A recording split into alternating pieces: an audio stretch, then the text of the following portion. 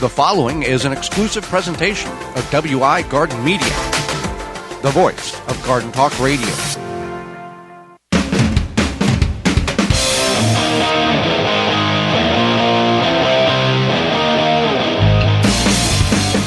Coming up on the program today, we're going to discuss common plant diseases in your vegetable garden, as well as how important is companion planting. Our guest is author Matt Mattus will be with us, and we'll answer your garden questions. The hour is full, so join us. You are listening to the most informationally packed hour of garden-focused radio in the country and on the internet with your host, husband and wife team Joey and Holly Baird. This is the Gardening with Joey and Holly radio show. And welcome, my friends, to another edition of the Gardening with Joey and Holly radio show. Happy to have you today and allowing us to be part of your world for a little bit. I'm your host, Joey Baird. Beside me is my wife, co-host, best friend, and gardening partner, Holly Baird. This program is for you, about you, to help your garden grow better, to maintain your landscape, grow healthier trees, make your grass look greener, as well as preserving what you grow. Happy you're tuning in, whether you're listening to us on one of the 20 AM and FM frequencies broadcasting our program here in 2025, through a radio app, through our parent website, thewisconsinvegetablegardener.com, underneath the Season 9 tab at the top of the page, podcast replay, or in-studio video replay. Thank you so much for being part of the program. If you would like to be more involved in the program, in addition to listening, you can send us an email with your questions to gardentalkradio@gmail.com, gardentalkradio@gmail.com. You can also give us a call anytime to 1-800-927-SHOW. That's 1-800-927-7469. If you can't get to us, leave a message. We will call you back. Well, Holly, before we get into the program, it's time for this week's Joke of the Week. Yes. So why couldn't the flower ride a bike? I'm going to say something to do with its petals. Something to do with the petal? Because he lost his petals. That's sad. It is sad. This week's garden joke is brought to you by Rescue.com. American-made rescue products keep your family, home, and yard protected from pests like insects, wasps, hornets, yellow jackets, flies, ants, and more. Learn more at Rescue.com. That's RESCUE.com. So we're going to talk about some diseases. Common plant diseases you'll face in your vegetable garden, or you'll see in your vegetable garden. We do common because we could go down a rabbit hole of a 2-hour program and get into some things that are very devastating to your garden, but may not be the most realistic in your particular area. So these are more of a generalization of, we've got people listening from Denver to Maine and anywhere in between. So we're going to kind of go over some of these here. Now, these are ones that are going to be within the more northern, not more northern, but like... Well, anybody can face these Anybody problems. can face these. But if you do have a garden problem, I would highly suggest looking for University Extension answer. I mean, obviously you can reach out to us as well, but if you do have a garden pest problem, please send a picture. But yeah, so you want to check at the University Extensions because they have this is what they do. Yeah. So the first one, we can direct you in that way, but they can say, oh yeah, in this area, in your county, this is what we've seen in the last 5 to 10 years, and here's the time in which it's been coming through. Yeah, and they're going to tell you how to deal with it, and then also how to prevent it in the future. So the first one, we talk about this, I don't know, quite frequently, I'd say, is powdery mildew, because it is a common problem, disease, and it's just a result of cool evenings, cool nights, but warmth during the day with high humidity. Or moisture, gathering on the leaves, whether by nature or by you. And when you add water in those conditions, mildew is going to exist, like your bathroom type of situation. You're going to have mildew developing. The mildew on these plants, it looks like baby powder. You touch it, you're going to get powder on it. It is suffocating the plant and preventing photosynthesis on the plant. So if you do see it, there are many ways in which you can slow it down online that are natural. You can also remove leaves up to 25% of the plant in order to rid it from your plant if you do see it. And if you do that cutting it off the plant by removing limbs or leaves. Put them in a bag prior to taking them out of your garden, because these are spores that will fall on other things. This is prominent in spaghetti, in squashes, in watermelons, beans, grapes, cucumbers are all susceptible to powdery mildew. Right. Yeah. So you want to look out for it, and then as soon as you see it, you want to do something about it. And sometimes it's only one plant. Yes. Yeah. So then we have tomato blossom end rot. Now, this is technically not a disease, but it was on a lot of the common disease list because it looks like a disease. And it's when you go to pick your first tomatoes of the season, you have this beautiful tomato, and then you look at the bottom end, which is the blossom end, and it's all black and brown and kind of gross looking. Well, real quick on the powdery mildew, you want to make sure you can identify it, because there is difference between powdery mildew and downy mildew, and they're fungal diseases, so not always one is resolved by the same methods as the previous. Good point. Yeah, so anyway, so blossom end rot is a result of a lack of access to calcium for the plant from your soil. There's a common myth that you can fix it with Epsom salt. That's not true. What happens to most people is you plant your tomatoes in end of May, early June, and we usually have some rain. Most climates have some rain. And then by the time your plant is fruiting, there's not so much rain in the season, and the plants don't have access to the calcium in the soil. So then you add something to the soil and you water it in, and it gets rid of the problem. And you think, oh, it's because I added XYZ to the soil. And that's not true. It's because you watered the plants and the water got access to the calcium again. People get so mad when you point that out, that you water. They'll say, oh, I added, Tums. And, well, you got to add 80 Tums if you got a calcium deficiency. Well, it fixed the problem. I said, I'm assuming that regardless of whatever you shove down that hole of the tomato plant or put around it, you probably watered. They really get mad when you say you probably did water it, and that's really what's fixing the issue. Right. So the next one is leaf spots. Leaf spots are a common issue amongst a lot of plants, but the most common one is early blight. And it's because there's good things and bad things in your soil. There's bacteria in your soil. There's also, microorganisms, whatever. So early blight is a result of the water splashing up onto the leaves of the plant, and then that blight is getting onto the plant, and it just becomes a growing, no pun intended, problem. So what you can do is you can use something that is an easy home remedy. And when you plant your tomato plants, you can, around the base of the plant, you just take a handful of yellow whole grain cornmeal. That's yellow whole grain cornmeal.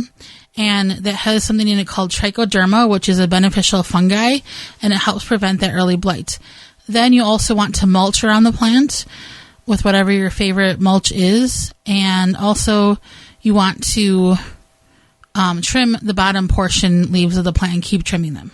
6 to 8 inches off the ground level, and any of the canopy that has the potential of soil splashing up on it. In addition to, that's why the mulch is there, to prevent or add a barrier. Corn smut. Let's look at corn smut, because this is if you're not familiar with what it is, it can just be disturbing to see it on your sweet corn. It is. It's like this gray, weird fungus, but it's like... looks like a giant, weird mushroom coming out of the ear of the corn. Yeah, it's kind of fluffy looking. Yeah. And in some Mexican cultures, it is a delicacy. They fry it or boil it. So it is it's edible, I guess, if you know how to cook it. I don't know if you would eat it raw. But it's a fungus. So, and it's pretty common, but there's now disease-resistant varieties, and so there's a lot of disease-resistant varieties, and planting one of those, growing one of those is going to be the solution. Also, just making sure your corn is spaced apart properly, not jamming it too close to each other, because that does allow for fungus to grow. And rotate your crops, because it can sit in the soil and overwinter. Some people will say it's also because if you have a high level of nitrogen in your soil, that can be an issue if you've over-fertilized in some issues, but that's not necessarily the correct answer for that. But if you had issues with your sweet corn, look up what corn smut is, MUT, and then you'll probably go, oh yeah, I had that. We got time for another one here.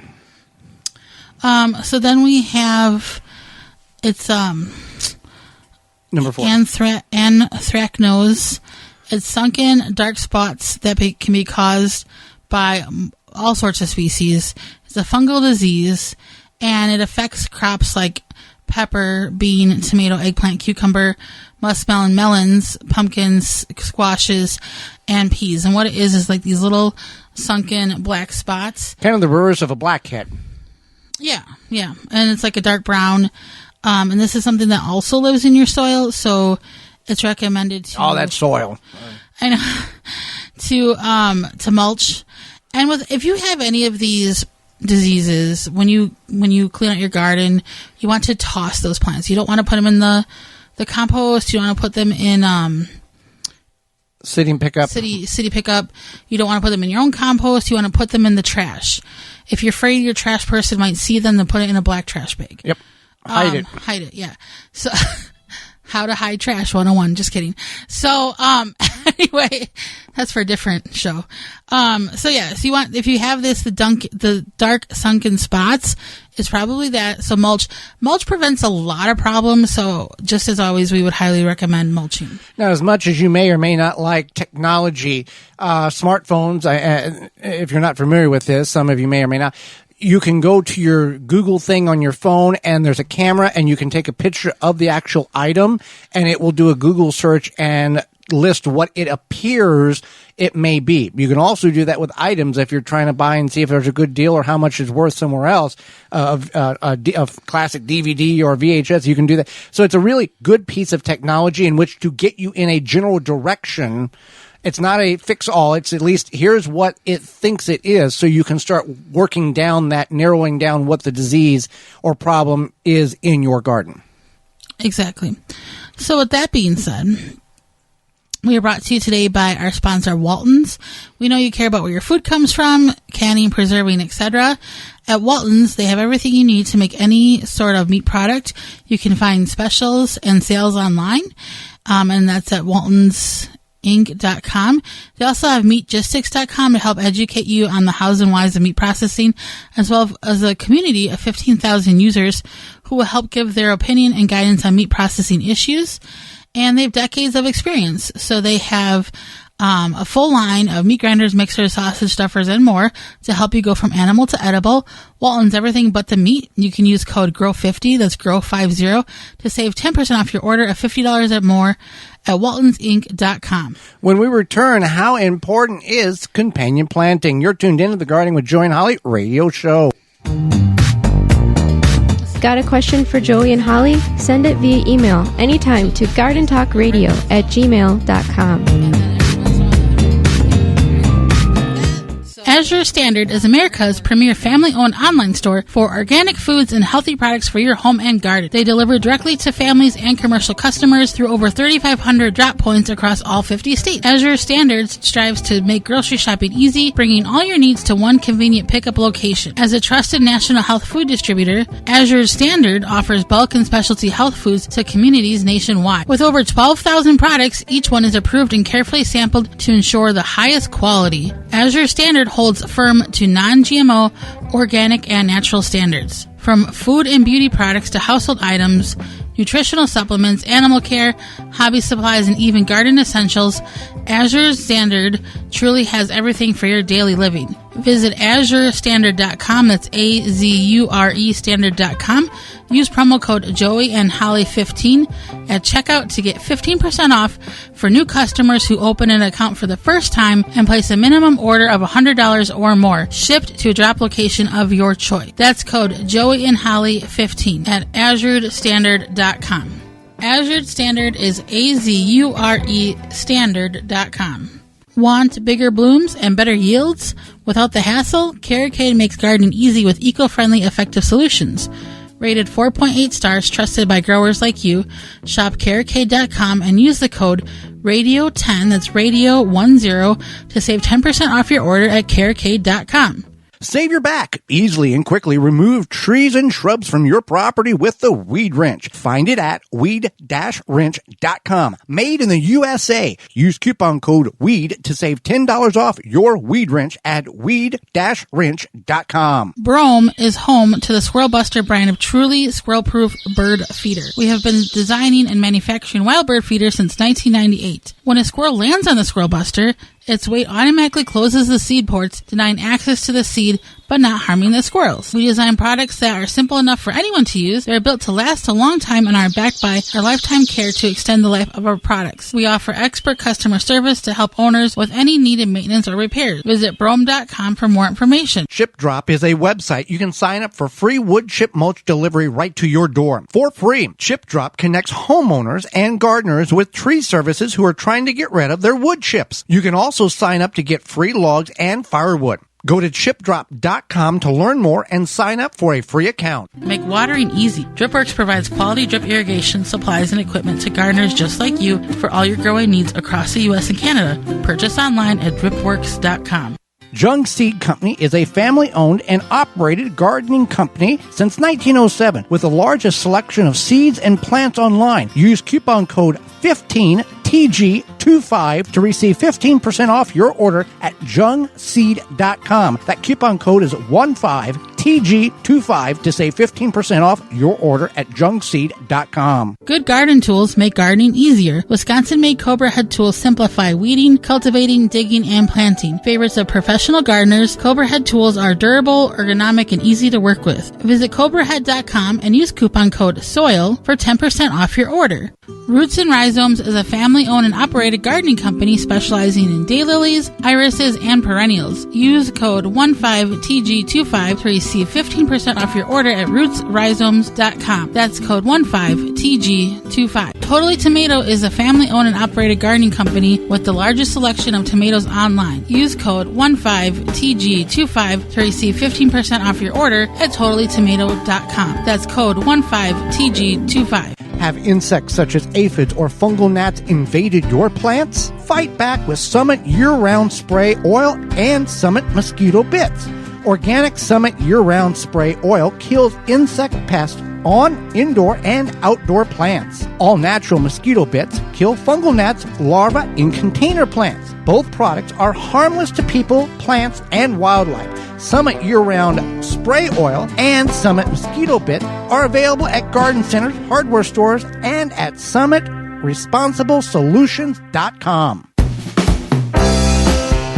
Welcome back to the Gardening with Joy and Holly radio show. Happy to have you around. Thank you for allowing us to be part of your day just for a little bit. Find out all those sponsors and retain those coupon codes that you've heard and hear throughout the program at our parent website, thewisconsinvegetablegardener.com, underneath the Money tab at the top of the page. Well, Holly, we hear a lot growing up, if you're in the gardening community, companionship plant, companion. We got to plant companion. So companion planting, so I'll give you the definition from a university website, is the practice of growing certain plants together or near proximity for a mutual benefit, such as enhancing nutrients, pollination, and crop yield. Some successful companion planting principles have been passed on through generations, and some have been scientifically studied and proven.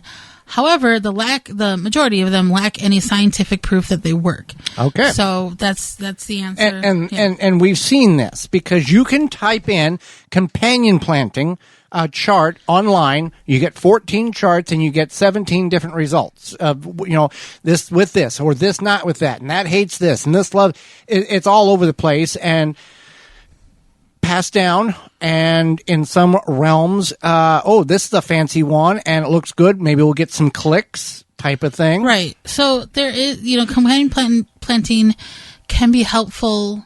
Companion planting is different than polyculture. Right. So anyway, I'm going to just talk about this. Yeah. Companion planting can be helpful to maximize garden space, maybe improve soil health, etc. But again, it's not backed by scientific data. However, planting early season crops and late season crops in the same bed can help tame weeds by providing cover for the soil throughout the growing season.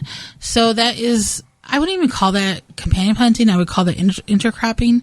but intercropping, the process of growing a fast crop in amongst a slower growing crop and having two different crops in the same general area of your garden at the same time. Right. And then there's also something like using flowers or herbs to help deter or attract harmful or beneficial insects, so such as planting a variety of plants with different heights, leaf shapes. Those can confuse insects. Herbs around squash or zucchini to defer or mess up the scent glands or the picker-uppers for the squash vine borer. So companion planting like that makes sense, and it's scientific. But it's not really companion planting, is yes, it? Yes, it is. Is it? Yes, that's what it is. It's not something where, like... We've gotten messed up with that term. Right. It's not something where it's like, if you plant basil next to your tomatoes... It'll make it sweeter. It'll make it sweeter. Yeah. That's not proven. That's wrong. It's not companion planting. However, I think some people do confuse companion planting with intercropping or polyculture gardening. And intercropping and polyculture gardening are very similar. Basically, you are making best use of your garden beds. So would a Three Sisters garden, would that be a form of companion planting? It would be more of an intercropping. Okay. Or a polyculture. It's basically a plant is helping another plant, but not because of its benefits, but because of something like the Three Sisters, which is a good example, because you are growing the squash as a ground cover. The beans can grow up the corn stalk. As the pole. Yeah, as the pole. So it's like, that's a sort of polyculture. And then intercropping, we can give some examples of this. But so that's kind of the difference. So polyculture is like, these plants are helping each other, but they're not helping each other scientifically. They're helping each other physically, basically. But whenever you see the term, you read online, you read some of these blogs, if you plant this next to this, it has the potential of detouring or shying away or hiding or preventing certain bugs from eating X plant. I think that... But whenever you hear it say, if you plant this next to this, it will make this plant sweeter or this plant grow better, in that realm, that's not right. Right. And I think at times companion planting has become a blanket term for other things, but then it's still associated with the non-scientific data. So, for example, it's like when people say Kleenex versus tissue. Kleenex is a copyright brand, and tissue is the actual item. Or, I don't know. Jet ski is another one. Jet ski. Kawasaki owns that name, but it's an industry. Everybody says, "Oh, it's a jet ski." It's a personal watercraft, is what it is. Something of that realm in the legal terms. Yeah. So it's like that, where there's not. It's companion planting has become branded, and it's also marketing tool, but it's not what everybody thinks it is. So if it's one of these things like this is it's kind of the thing whenever you buy seeds. Oh, a rare multicolor fill in the blank, 20 seeds left. It's just as fake can be, because if the big seed companies don't have it, it doesn't exist.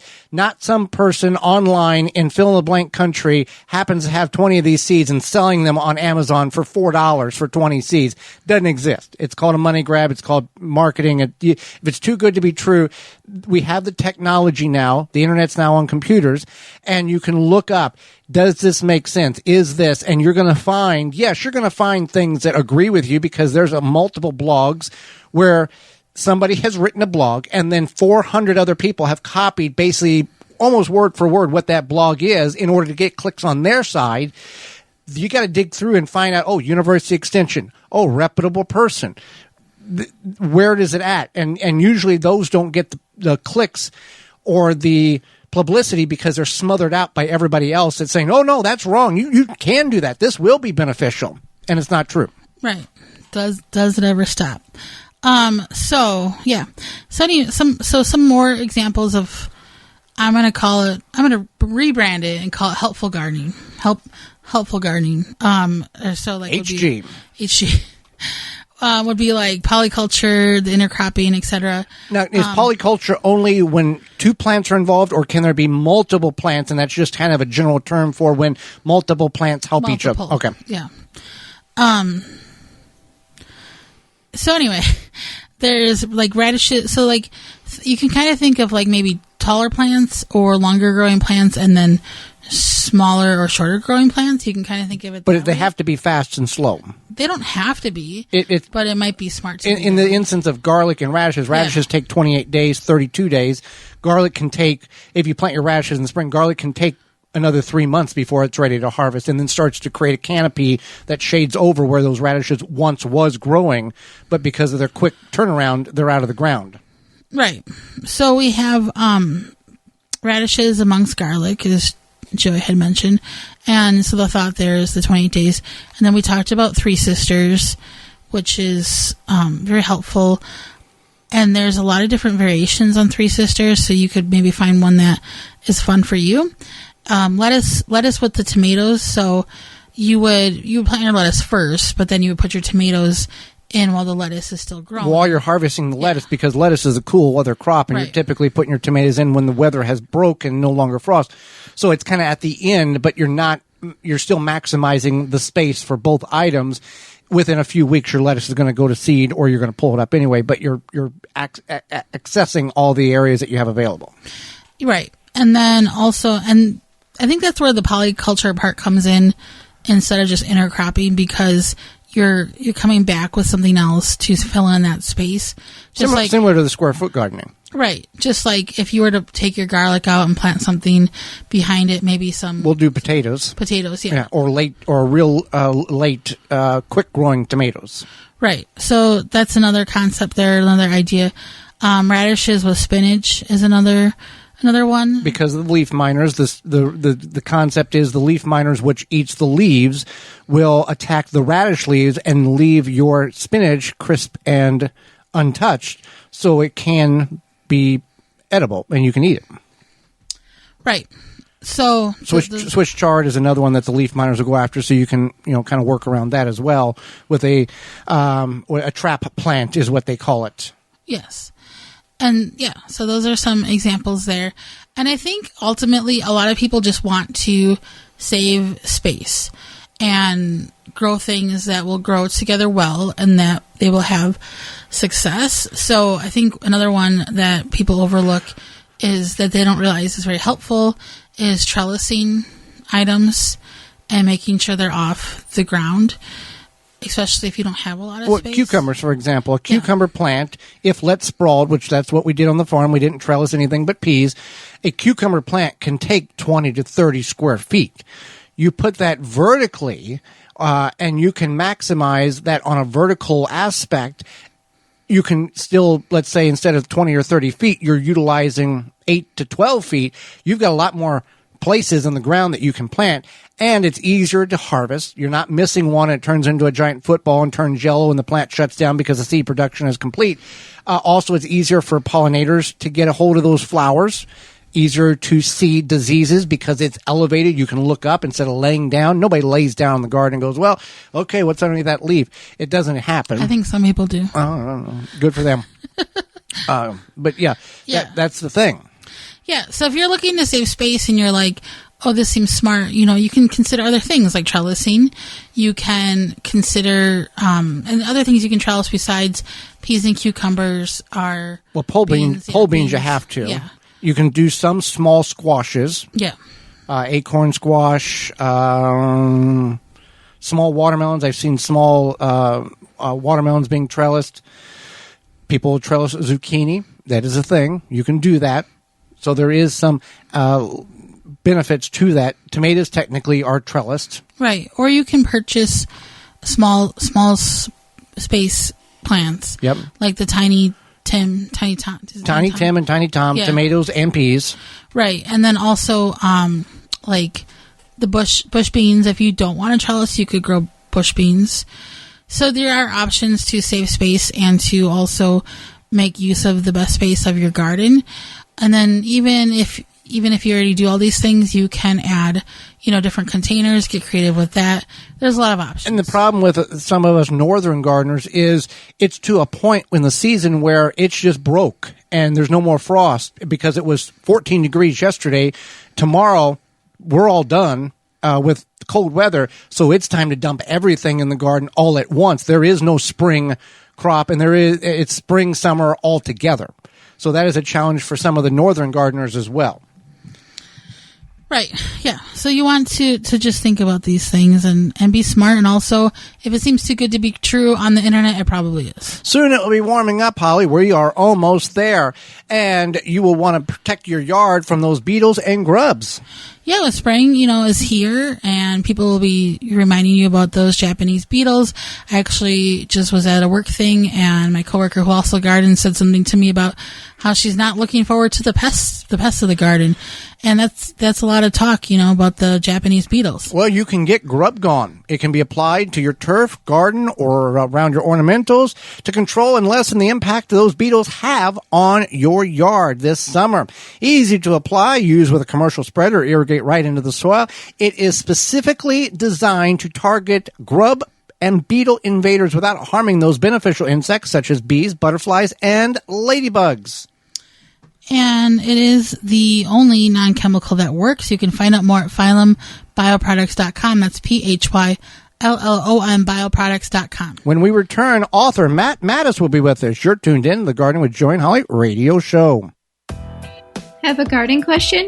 Give Joey and Holly a call now or anytime 24/7. Just dial 1-800-927-SHOW. If you can't get through, leave a message and they will call you back. Call now 1-800-927-SHOW. 4-Jar Canning Supply, your one-stop shop for all your canning needs, where old ways meet new in every jar. They are a family with decades of home canning experience, offering top-quality products and outstanding service. Never run out of canning lids again. Whether you're a seasoned canner or just starting out, their extensive range of canning products will elevate your canning game. 4jars.com. Inspired by the homemade preserves of our childhoods, they want to share that same joy with you. They deeply care about your family's health and understand the importance of homemade, nutritious meals. That's why they offer high-quality products to help you preserve your food. Quality canning lids, pressure canners, vacuum seal machines, and all the tools you need to get the job done. 4Jars has you covered. Our canning lids provide the perfect airtight seal for any regular, wide, or gym-sized jar. With the thickest lids on the market, they provide long-lasting freshness up to 18 months and are rust-resistant, ensuring your preserves stay secure. Use code 4JARS25 to save 10% off your order at 4jars.com. That's FORJARS25 to save 10% off your order at 4jars, FORJARS.com. Hey listeners, we're excited to introduce to you Sun Warrior. They are well known for protein powders and supplements, and that they are 100% clean, plant-based, non-GMO, soy-free, gluten-free, dairy-free, and without filler. Since you are into gardening and things that come from the earth, we thought you would appreciate that they offer high-quality, plant-based ingredients that come from our Mother Earth and that your body is craving. They've made a special code for you for 25% off your order. At checkout, enter Joey Holly 25 and save 25% on your order at sunwarrior.com. That coupon code JOEYHOLLY 25 to save 25% off your order at sunwarrior.com. Watering is the key to a healthy garden, but it can take up a lot of your time. Water less with Soil Moist. Grow beautiful plants with less water. Soil Moist polymers reduce your plant's watering by 50%, reduce transplant shock and soil compaction, and are effective in your soil for 3 to 5 years. It is an effective watering management aid that is ideal for internal and external plantings, such as trees, shrubs, containers, baskets, flower beds, vegetables, and turf. Soil Moist acts as a form of insurance for your plants and is environmentally friendly. It is easy to apply at the time of planting or transplanting. Spend more time doing what you enjoy and let Soil Moist work smarter for you. Bolster your plant's nutrient and water uptake with Soil Moist. Enhance microbial and plant growth. No need to spend extra time worrying about watering your plants. Easy to follow instructions right on the label. To find where to purchase and to see all their products, contact your local garden center or visit soilmoist.com. Wind River chimes will always be the inspiring harmony. With a large selection and customization options, you will find the sound that soothes you. Visit windriverchimes.com to shop and find out more. Get higher yields with durable green bed raised garden bed kits designed to be drainable, breathable, pest resistant, and long-lasting. DurableGreenBed.com. Abundance guaranteed. David J. Frank, Southeastern Wisconsin's leading landscape company, is a landscaper you need. Their award-winning services include everything from lawn care, landscape maintenance, design, construction, renovation, irrigation, sustainability, and more. Big or small, let the experts at David J. Frank handle the hard work for you.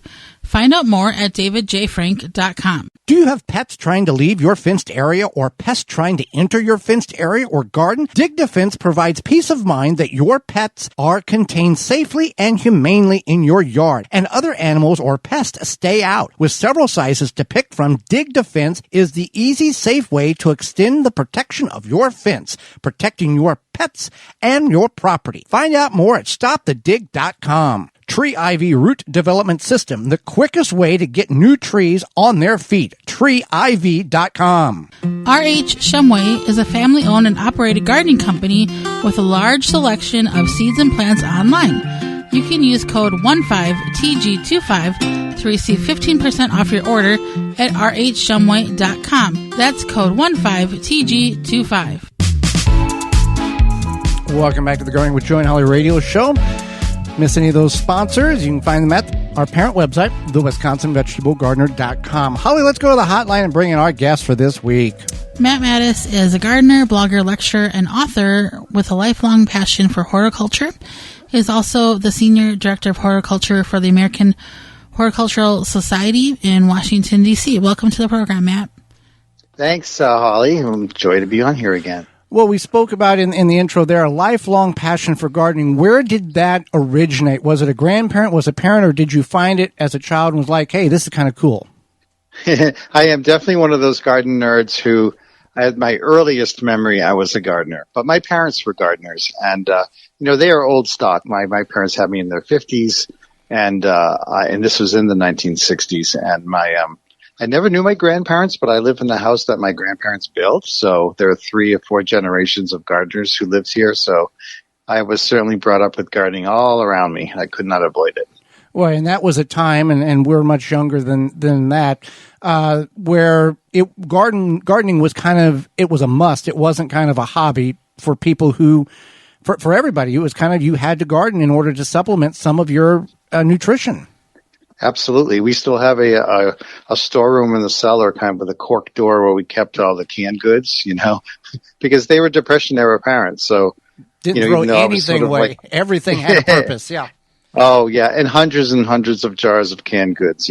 So I came from that world. I feel like I missed 2 generations. That's very interesting. So with the American Cultural Society, you released a new book recently, American Horticultural Society, Essential Guide to Organic Vegetable Gardening. Tell us more about that book, maybe what our listeners could learn from it, something to pique their interest to pick up a copy. Oh, sure. Absolutely. Yeah, it's a wonderful book, and like 250 pages with just about every vegetable you can imagine featured in it. And what's great about it is it's written for you could be a beginner gardener, or you could be a expert, and you're still going to grab something out of it that's useful. You could be an organic gardener, you could be a conventional gardener, and it sort of covers everything from what to use for a mulch, and if you don't want to mulch, what else can you do? So it's very useful. It's a very useful book from that perspective. Well, I want to go back to your growing up. Is there something that was in your parents' garden that just doesn't exist anymore, that you don't see anymore, or that you are trying to grow that you just can't figure out how they did it? Yeah, it's funny you say that. I mean, and they were, my parents were Lithuanian, my grandparents were, so we grew up with, horseradish and cabbages and parsnips and things like that. So there were, these are vegetables we can certainly buy now at a fancy supermarket, but not something most people grow in their vegetable garden, right? And we certainly grew our share of string beans and tomatoes and the staples, potatoes. But I always struggled trying to grow horseradish. I still do. I've kind of mastered growing parsnips. And it's funny how I learned how. I sort of watched YouTube videos of, it's mostly men in the United Kingdom who compete trying to grow the largest vegetables. And you may see them at Chelsea or something, and there are clubs for that. But they will often outline how they grow giant carrots. We don't need to have 9-foot long carrots, but what they do with parsnips is, they dig a hole, they use a pipe and they make a hole in the ground, they fill the hole up with sand, and then they start a parsnip in a root trainer, like you would start a deep pot, like you would a sweet pea plant. And, that's always what you're told not to do, is take a carrot, for instance, and transplant it. But with parsnips, they transplant carefully that very long, thin taproot into the sand. And I did that for a book I wrote, and I had remarkable parsnips. It's a lot of work. I don't do it all the time, but it does work. I have to say that. Yeah, it's fascinating over there what they will do in order to get a blue ribbon and a picture for worldwide fame. But that is very interesting how they plant those carrots and those root crops. And yes, you can buy them at the grocery store, but they have nothing compared. The flavor is nothing compared to what you grew up with or you can get in your own backyard. Exactly, and same thing for most root vegetables, I think, especially the carrots. So, aside from making horseradish sauce, what else do you do with horseradish? Well, we just grate it. And you can use it fresh grated, or you can basically you're pickling it when you prepare it. Like when you buy prepared horseradish, it's simply grated. And, I came from that older generation, it seems, where my father was grating it on like a potato grater in the backyard, and we were all crying. Because bad. The flavor doesn't emit it until it's oxidized, till the oxygen hits it, right? You can just eat it like a carrot, and it doesn't have that intensity. Am I correct on that? Correct, yeah, and actually it gets stronger once you put vinegar on it. But the trick, I guess, with it was it has some mustard gas in it that's actually released. So that's what causes your eyes to go. Like same thing with onions, so it's similar to that. But nowadays you could just make it so easily. Like the best comes from Hungary, right? The best still comes from Eastern Europe. But you can grate it, instead of grating it by hand the old way, you can just do it in a food processor, and then it's done in 2 minutes. But then you won't be traumatized and have lifelong memories.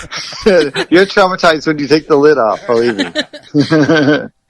So the opposite of growing parsnips and horseradish, is there a commonly grown vegetable you had trouble growing, but was able, after learning more, to try different techniques? And what is it and what helped you?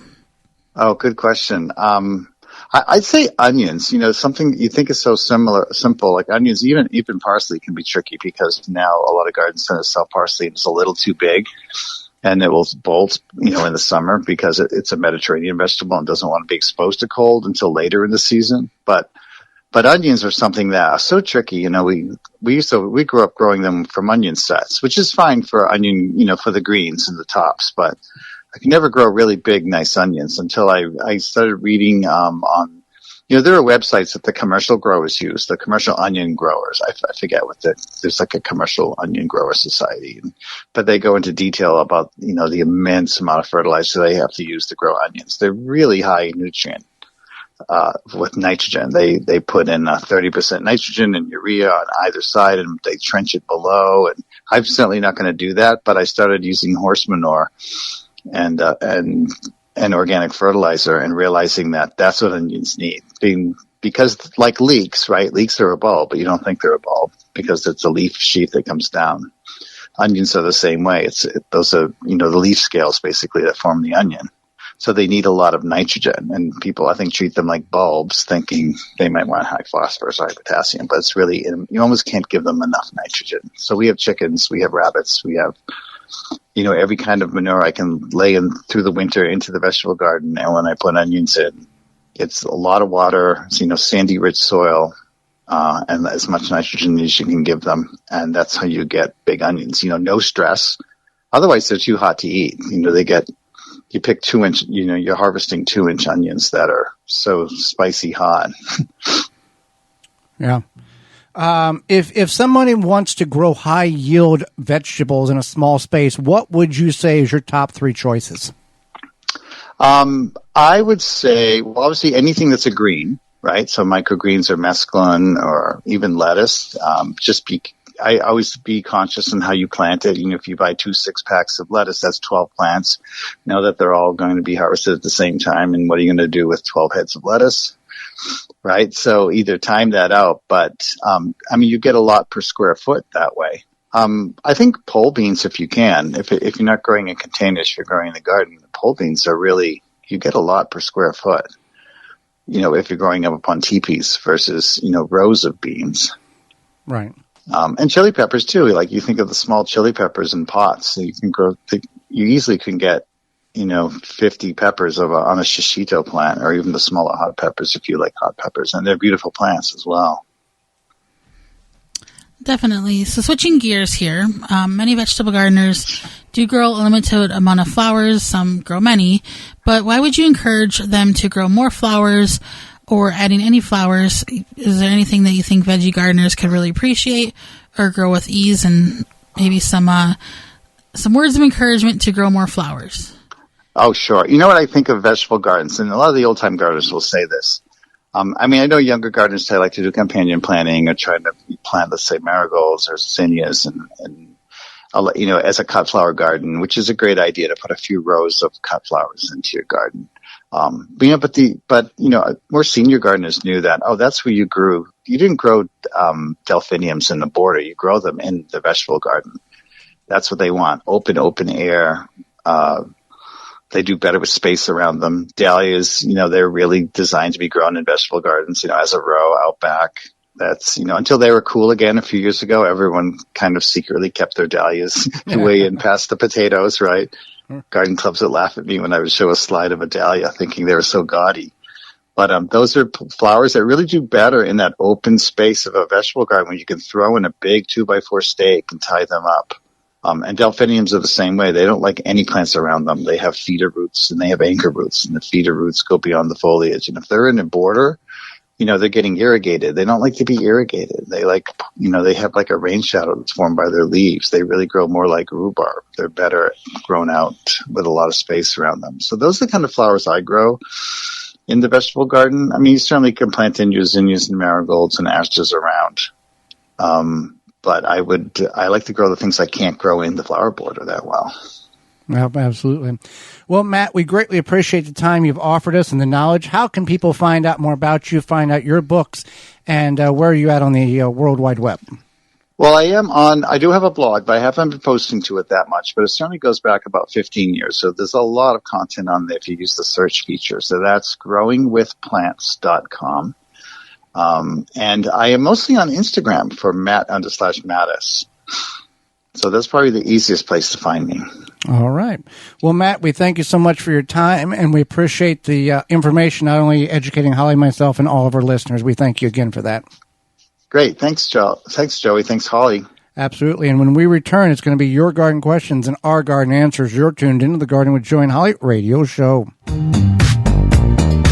Got a question for Joey and Holly? Send it via email anytime to gardentalkradio@gmail.com. Garden like a pro in 3 easy steps and receive customized fertilizer recommendations for your garden or lawn. Soil Savvy helps you determine what nutrients your plants need to thrive. Never again over-apply nutrients they don't need. A patented process that makes you a smart gardener. To get your soil test kit, go to mysoilsavvy.com. Vermont Bean Company is a family-owned and operated gardening company with the largest selection of seeds online. Use coupon code 15TG25 to receive 15% off your order at vermontbean.com. That coupon code is 15TG25 to receive 15% off your order at vermontbean.com. Edmonds Roses is a family-owned and operated rose company with the largest selection of roses online. Use coupon code 15TG25 to receive 15% off your order at edmondroses.com. That coupon code is 15TG25 to save 15% off your order at edmondsroses.com. My garden hasn't looked this good in a decade. That's what gardeners are saying about Carricade. No extra fertilizers, no harsh sprays, just thriving plants and massive blooms. Rated 4.8 stars. Shop Carricade.com and use the code RADIO10, that's Radio10, to save 10% off your order at Carricade.com. Check out ivorganics.com. It's America's leading garden product YouTube channel. IV Organic products are innovative, organic, effective, and proudly USA made to help you achieve your best growing season. Use coupon code RADIO10 at checkout and save 10% on your entire order at ivorganics.com. That coupon code again is RADIO10 to save 10% on your order at ivorganics.com. A non-selective herbicide that is also USDA BioPreferred certified? You bet. Say goodbye to Roundup and hello to No More Weeds by Naturally Green Products. No More Weeds kills weeds with no harsh chemicals and no glyphosate. Safe around pets, No More Weeds has a proprietary sticking agent to use around gardens, pools, decks, patios, anywhere there are weeds. Available online at natgreenproducts.com, Amazon, and Walmart.com. Order yours today. The same great company that brings you no more bugs. If you could double the life of your raised bed boxes by sealing the wood with a clear, non-toxic wood preservative, would you? Well, now you can with a clear, penetrating product called Internal Wood Stabilizer. It's 100% non-toxic and easy to apply. Seal your untreated wood surfaces, even chicken coops, by spraying on Internal Wood Stabilizer. It's invisible, seals the wood from the inside out, and never wears off. Recommended by organic gardening experts. Internal Wood Stabilizer. Check it out at timberprocoatingsusa.com. Wondering if your soil is ready for a successful spring planting season? At Grow Smarts, we make it easy to find out. With our at-home soil test kits, you can pinpoint exactly what your garden or lawn needs to thrive. Simply order online and we'll ship a test kit right to your door with everything you need, including a prepaid shipping label to send the item back. In just 2 business days, you'll receive clear, concise lab results highlighting your soil's pH levels and nutrient needs. Plus, our customized recommendations will guide you on the perfect fertilizers and amendments to use. No more guesswork, just healthier plants, vibrant flowers, and bountiful harvests. Right now, you can save 10% on your order with the code RADIO at growsmart.com. That's GROSMART.com with code RADIO. It's time to kick off your spring garden with confidence. Make the most of your soil and watch your garden flourish. Because when you grow smarter, your garden flourishes. Mantis garden tiller cultivators are the perfect solution for any garden.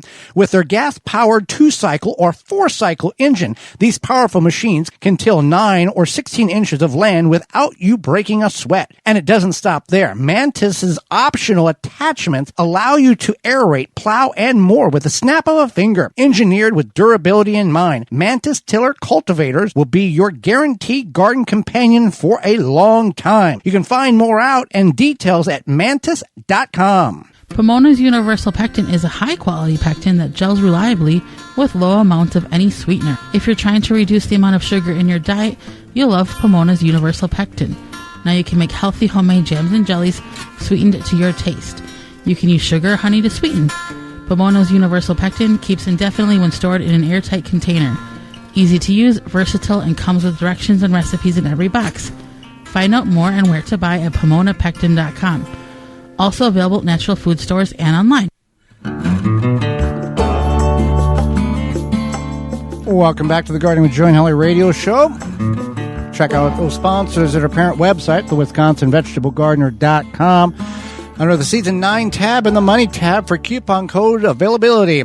Time for your garden questions at Our Garden Answers. You got a question, send it on over to gardentalkradio@gmail.com. That's gardentalkradio@gmail.com. Or you can give us a ring-a-ding-ding on your mobile device, toll-free, coast-to-coast at 1-800-927-SHOW. That's 1-800-927-7469. I have 4 raised beds that I only grow tomatoes in. This is the 3rd year of use. Are there any suggestions for anything to mix in the soil to help them? They originally were filled with bags of raised bed soil. Compost. Yeah. There's the old wise tale. I guess I don't know if it's a wise tale. We've grown tomatoes in the same spot for a number of years. The issue that you may have is if you start to develop a disease or a fungal disease in that particular area, and that's why you want to rotate your crops. If you bring in, you put bag soil there. Let's say the beds are 8 inches tall. At some point, the beds are probably about 4 inches because it settles and it works in the soil. Bring in and top dress that with compost, 100% compost, nothing wrong with it, and you'll be fine. just pay attention to your plants, make sure they have plenty of nutrients. And if you are beginning to see on a repetitive basis that this certain disease continues to happen, there's probably something in the soil that you need to get them out and move them to a different place. But there's really nothing wrong with planting tomatoes in the same bed as long as you feed the soil for the plants to have something to live off of. Yeah, I agree. Adding compost would be good. You could add some sort of fertilizer, an organic tomato fertilizer type of thing. Which I think we do regardless of how healthy our soil is. We always add a fertilizer. Yeah. An organic that's under a 10-10-10. And I would do it. I would do that personally, because especially in raised beds, their nutrients can deplete a little bit. And there's a certain level of leaching out. Yeah. Yeah, for sure. Yeah. I would definitely add at this point, I would add something. All right. Yeah. I have some bulbing onions, but I'm not sure what kind. I see some flowers starting to form. Do I remove them? If it matters, I'm in zone 8. What should I do? So zone 8 would be a southern. They've grown this is a southern area. They're growing winter onions. Flowering? The onions are flowering. They're going to seed. Okay. So, that's normal for them to flower because onions are biannual. If they've planted the bulblets in the late fall and now they're wanting to harvest, you can harvest your bulb. Your bulb is going to have a green stalk going through it because it's going into a seed production rather than a growth cycle. And this is wherever you're at growing onions. If you go to the store and you buy the little bulb onions and you plant them, 90% of the time you're going to get onions that are going to go to seed because they're biannual. They're going to you're going to plant them and they're going to think that they're in their second year of growth and they're going to put a seed pod on. It's going to reduce the bulb size and it's going to shorten the shelf life because that green stalk is going through the bulb. Just harvest them. You're not going to get any more. You're actually going to get smaller bulbs because the energy is going to be sucked from the bulb and put into seed production. So that's why we encourage you to start it from seed, from the starts, or the live plants, or you can go to your local independent garden center, which will have the right variety of onions for your geographical area, and they'll be like a bundle of 50 for like $4. And plant them if you have issues with starting, or you're not able to start seeds from indoors. And transplant them out. Also, if you have difficulty growing onions and you don't want to fuss with that, grow leeks. Leeks work very, very well for us, and we can grow them after we've learned how to grow the onions, bigger than broom handles. We've had some that's almost 2 inches across. And the leeks can be consumed. The whole thing can be eaten, not just the white portion like many people think. I like leeks. So and we grow American flag leeks, which is a very good heirloom. There's other ones that there, but if you're having difficulty growing onions, it could be the way like this person has started with the onion bulb, the little bulblet, or you're growing a long day and a short day, or a short day and a long day, or a neutral. And if you're not even familiar with what that terminology is, look it up. What type of onions grow best in northern climate, southern climate, central United States, and it will give you a chart, and then that will guide you in the type of onions in which you should be growing, because nobody teaches you this on the internet or in classes. And it used to be that the stores would sell all 3 varieties, short day, long day, neutral day, in a big basket, and you just, whatever you want. And now they have started labeling long day, short day, neutral day. So be aware of what you're growing and how you're growing it. Can I use seeds shown as a sale date that is past or expired? You can. So unlike packaged food, seeds don't have an expiration date. It's just like a federal seed act requires the seed packets to have a packed for a year.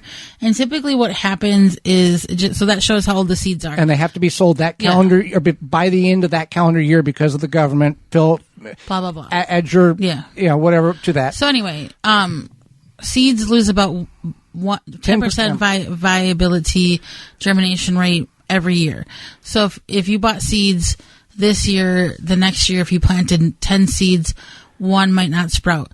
And then next year after that, if you planted 10 seeds, 2 might not sprout. Well, example, we had celery seeds from 2013. None of them came up. Right. Well, and also the larger the seed, the more likely it is to germinate. Correct. Because it has more earth, meat, I don't know, whatever to it. Material inside of it. Yeah. And all seeds have a seed coat, and then they have the inner part.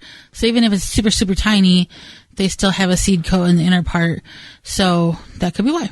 Well, Holly, we are out of time, and we certainly thank you for yours. Miss any portion of the program today or would like to revisit it, you can certainly do that by going to our parent website, thewisconsinvegetablegardener.com, underneath the Season 9 tab at the top of the page, or your favorite podcast platform, and searching the Gardening with Joy and Holly radio show.